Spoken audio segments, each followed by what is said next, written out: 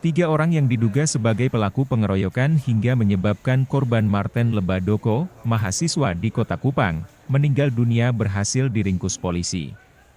Tiga tersangka ini masing-masing inisial EJB 24 tahun, pegawai honorer pada Dinas Kebersihan Kota Kupang, tersangka SRD 24 tahun, honorer di Satpol PP Kota Kupang, dan tersangka YSP 27 tahun salah satu karyawan Alfamart di Kota Kupang.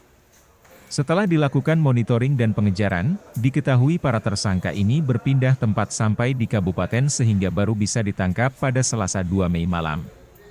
Ketiga terduga pelaku ini ditangkap di tempat berbeda.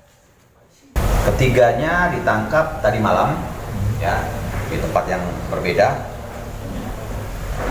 Setelah kita lakukan monitoring dan kemudian pengejaran, beberapa kali tersangka ini berpindah tempat sampai di Kabupaten Timur Tengah Utara. Nah, kemudian tadi malam kita melakukan komunikasi dengan keluarga dari tersangka ini dan akhirnya kita lakukan penangkapan pada saat tersangka itu berada di atau tiba di rumah. Ketiganya diamankan dan telah ditetapkan sebagai tersangka untuk mempertanggungjawabkan perbuatannya. Saat ini para pelaku sedang ditahan di Rutan Polresta Kupang Kota.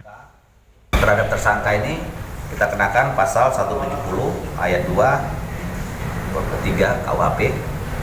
Ya, barang siapa di muka umum bersama-sama melakukan kekerasan terhadap orang hingga menyebabkan matinya orang. Nah, ini ancamannya 12 tahun penjara.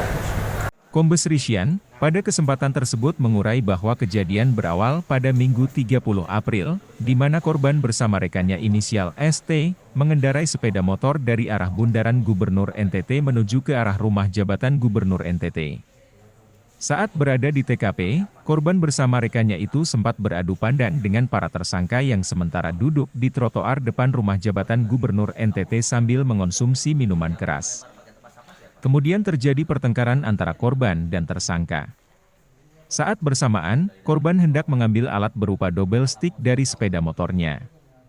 Melihat hal itu, para tersangka langsung melakukan kekerasan secara bergantian terhadap korban sehingga korban terjatuh dalam selokan dan meninggal dunia. Menurut mantan Kabid Humas Polda NTT itu, terdapat sejumlah barang bukti telah diamankan di TKP, seperti tempat sampah plastik yang dilemparkan tersangka ke korban dan pakaian.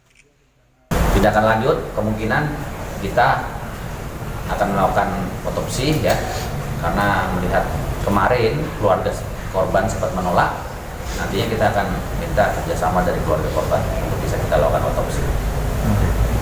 Terhadap kasus pengeroyokan itu, pihaknya terus melakukan pendalaman untuk memastikan kemungkinan adanya tersangka lain sebab saat itu terdapat 6 orang di TKP.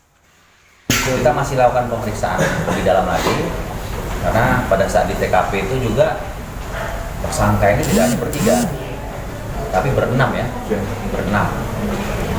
Kita akan dalami lagi bagaimana perkembangan daripada pemeriksaan nanti kita sampaikan. Terima kasih.